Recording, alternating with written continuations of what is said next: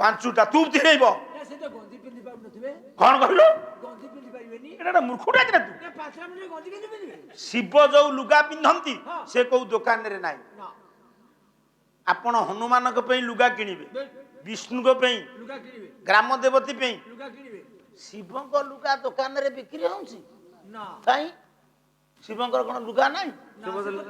ଆଜ୍ଞା ଶିବ ଲୁଗା ପିନ୍ଧନ୍ତି କିନ୍ତୁ ଆମେ ଦେଖିପାରେ ଶିବଙ୍କ ଲୁଗା କୋଉ ଦୋକାନରେ ବିକ୍ରି ହଉନି ଗୋଟେ ଅଜ୍ଞା ଯେମିତି ବିଶ୍ୱ ଟାଣି ପକେଇବ ଏ ଗାଁ ଗୋଟା ଯାକ ପିଲା ଖାଲି ଏ ପୁଅ କହି ମତେ ଚିଡଉଛନ୍ତି ଆମେ ଦିଗି ପଳୟ ବାହାରକୁ ଯାଇପାରିବାନି ଶିବ ଲୁଗା ଦେଖିପାରିବାନି ସମୟ ନାହିଁ ଶିବଙ୍କ ଲୁଗା ଅଲଗା ଶିବଙ୍କ ଖାଦ୍ୟ ଅଲଗା ଧୈର୍ଯ୍ୟଂ ଯସ୍ୟ ପିତା କ୍ଷମାଞ୍ଚ ଜନନୀ ଶାନ୍ତି ସ୍ଥିର ସତ୍ୟଂ ସୁନୁରୟଂ ଦୟାଚ ଭଗିନୀ ଭ୍ରାତା ମନ ସଜ୍ଜା ଭୂମି ତଳ ଦିଶୋପି ବସନଂ ଜ୍ଞାନାମୃତଂ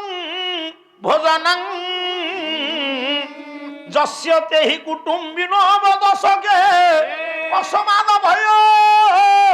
ଯୋଗୀ ସେଇ ଯୋଗୀ କି କାହାର ଯୋଗୀର କାହାକୁ ଆଉ ତୁମେ ଯୋଗୀ ହେଇଥିବ ତୁମକୁ ବାନ୍ଧିକିରି ଟାଣିକିରି ଘୋଷାରିକିରି ନେବେ ଗାଁ ଲୋକ ଥିବେ ଦୁଲଦୁଲକିରି ବଜେଇବେନି ତୁମେ ଯୋଗୀ ହେଇକି ବସିଥବ ମା ମାନେ ଯେତେବେଳେ ଆସିବେ ତୁମକୁ ବିଶ୍ୱାସ କରି ତୁମେ ଯଦି ତାଙ୍କ କାନ୍ଧରେ ହାତ ପକେଇ ଦେଲ ଖାଇବ ମାଡ଼ କାରଣ କନ୍ଦର୍ପ ମୁଁ ସେଦିନ କହୁଥିଲି 5ଟା ବାଣ ଯୋଗୀକି ମାରେ ଇଏ କଳିଯୁଗ କଥା ନୁହଁ ଋଷ୍ୟ ଶୃଙ୍ଗ ପରି ଯୋଗୀ କି ରତାବେଶିଆ ଟାଣି ଆଇଲା ଋତୁମତୀ ଧେନୁ ପଛରେ ବୃଷଭ ଗଲା ପରି ଜରତା ବେଶିଆ ପଛରେ ଆଇଲା କାହିଁକି ନା ନାରୀ ମାୟା ପୁରୁଷକୁ ବିହଳିତ କରେ ଯେମିତି ତୋର ସୁନ୍ଦରୀ ସ୍ତ୍ରୀ ଅଇଲା ତୁ ତୋ ବାପାକୁ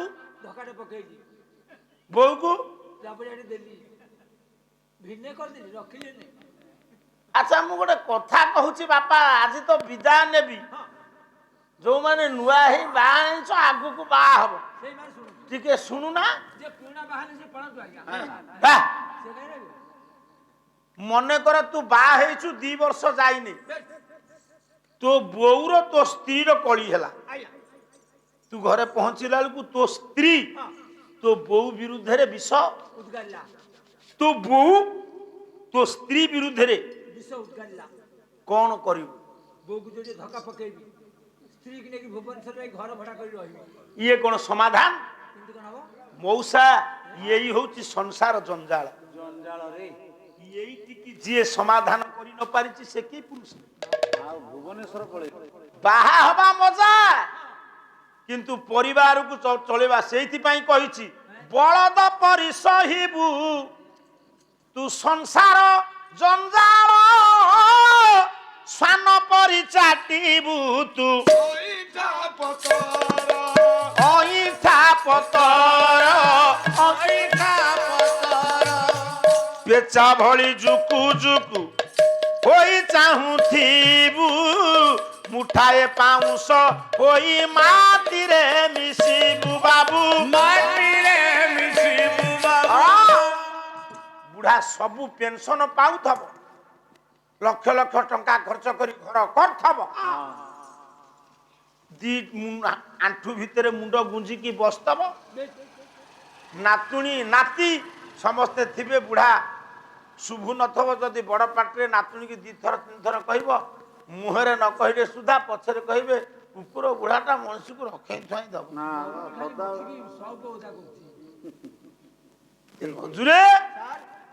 ଇଏ ଦୁନିଆରେ ଗୋଟେ ପୁଅ ଯେତେବେଳେ ବିବାହ କରେ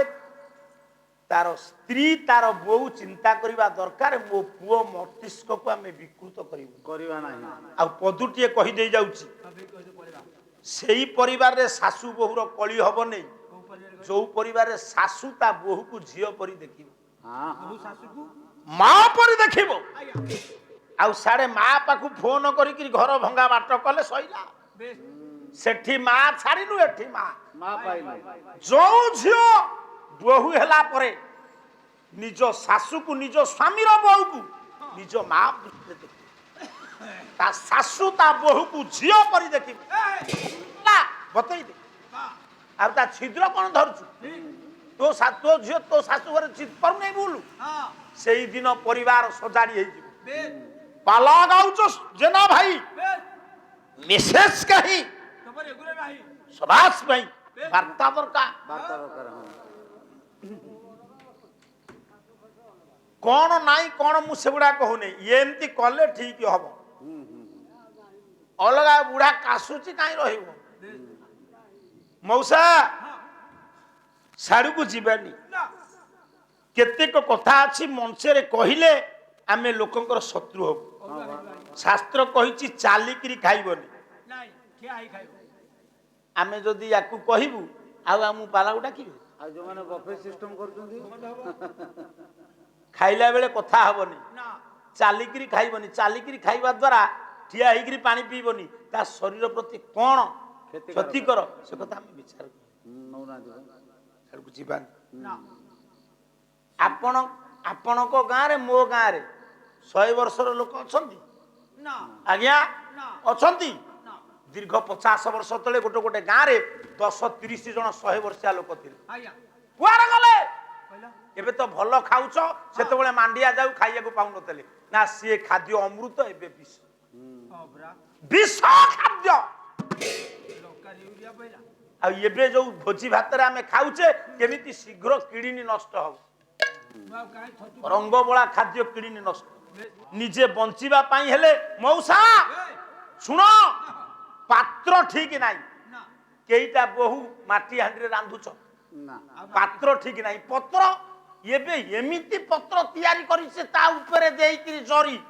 खाद्य पडू पडू मिसा ठीक पत्र कदली पत्र नाही पात्र माटी पात्र खाली माटी पात्र या हांडिया रंधा होतिला तू चुप हेबो सेटा को लक्ष्य कर तू भी गोटे विषाक्त पालिया